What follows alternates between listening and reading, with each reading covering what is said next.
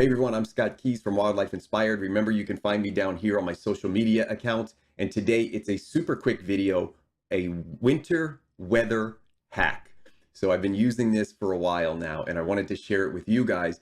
In the fall of 2021, I'm going to do another cold winter video, and that'll have a lot more content. But this one hack is going to be available for you today. So I'm going to take you out in the field with me, show you what this hack involves, and hopefully you'll enjoy it. So I'll be back. Take a look at this.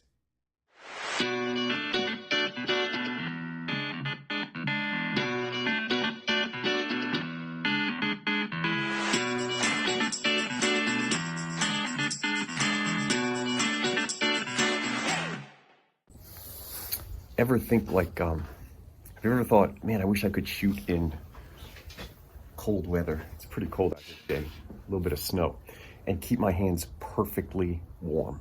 No exposure to the elements, able to trigger the shutter. One of the problems you have is when you put gloves on, right? You've got the big, in this case, like a big mitten or something. You can't feel the shutter, so you go to hit it and you just can't feel it. I'm gonna show you a hack out here today. What I've got set up is my blind is here. I'm shooting primarily junco and white-throated sparrow. Every now and then something else jumps in here, but I've got that beautiful Alaskan cedar set up in a nice position. And when we get to the blind, that little, it's more like just a blanket.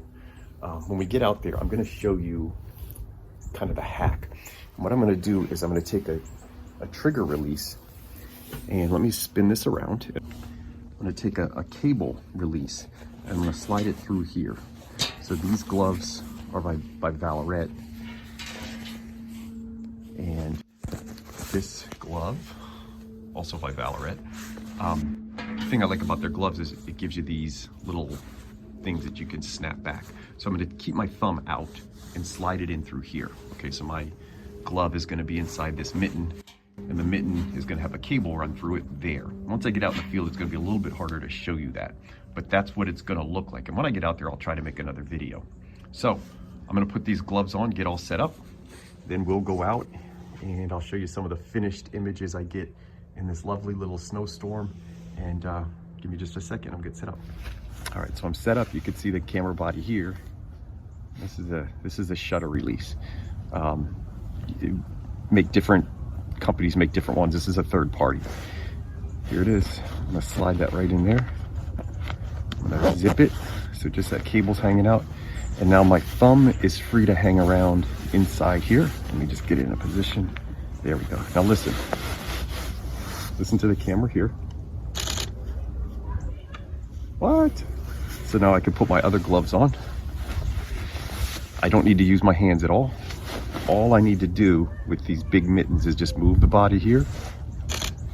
All right, so now big clumsy mittens are on. And, but again, I don't need any dexterity because all I'm doing everything here. Let's see what we get. This little trigger that I'm using will allow half press. So I can autofocus with the half press on the trigger. If you use a trigger, some of the cable or remote triggers rather only trigger the shutter. They won't allow you to focus. So this one actually will allow me to focus. I don't know if you can hear the camera grinding, but it'll allow me to focus as well. So, oh, there's a bird. Let me show you this one. There we go. Yeah. Yeah. All right, what do you think? Pretty cool hack, I think. Something I think you can envision yourself if you're in a cold weather environment and you're shooting, birds in flight or owls and you're out all day.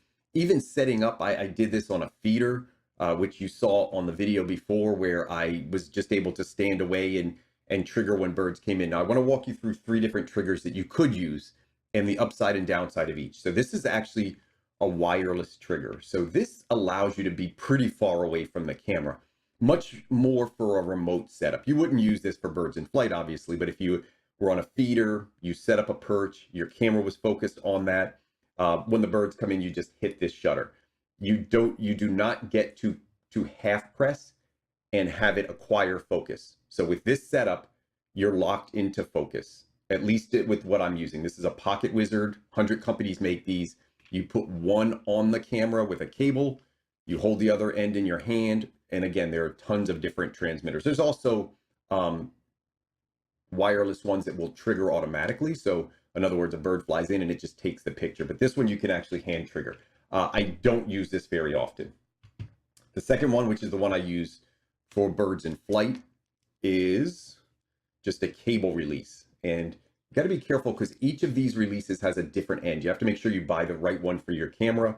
I'm not going to list them all, but I'll try to list at least one or two for the Nikon cameras that I use to get you right there. Now, the advantage to this is half press. So you remember your gloves are in those mittens. You can track your bird. All you need is big mittens. You don't have to need any dexterity because everything is inside. And then you're going to use your thumb to half press and acquire focus, and then full press to trigger, and you saw that in the video. So this is normally my go-to. If everybody's ever seen me out in the field photographing cold weather flying raptors, and you're like, why does this guy have a cable? They call this a cable release. Why does he have a cable release dangling from his camera? That's why, because my hands get real cold. I'm going to stick those in my gloves and use that. The third is not an effective tool for birds in flight for sure. But again, if you're set up on a feeder and you want to wirelessly trigger something, most cameras now have software built into the iPhone or Android systems that you can trigger remotely. Now, big advantage is, again, you don't need to be close to it.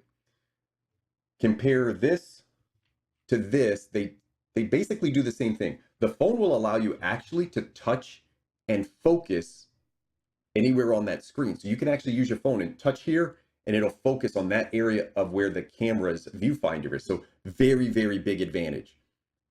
Downside, this one I can hold down and take, 10, 12 frames a second, whatever your camera rate is.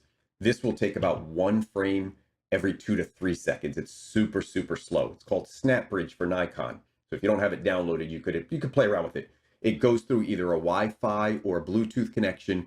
And then again, you hit it, but it's 1 frame at a time. It's often delayed. So if you're set up on a perch and the bird comes in for me and I hit that, sometimes it doesn't even get it right away, but it's another option. So those are the 3 options. There may be others out there. Again, there's some wirelessly triggered traps. They would call those that, an animal or a bird comes in and it just senses the motion or the movement and it will go ahead and flash. There are others that detect light. So for lightning, you use those. But for what my practical application was in winter is really just setting up on a tripod.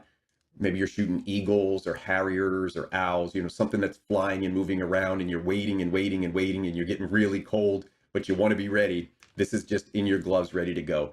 And what I had found before is I would often have these big gloves or mittens on and I would go to get the shutter and it was just too bulky. And sometimes I was just missing. I couldn't push the shutter down because remember that shutter is real small. This I never miss and my hands stay warm all day. So hopefully you like the hack and you're having a great day. Thanks again for your support and I'll talk to everybody soon.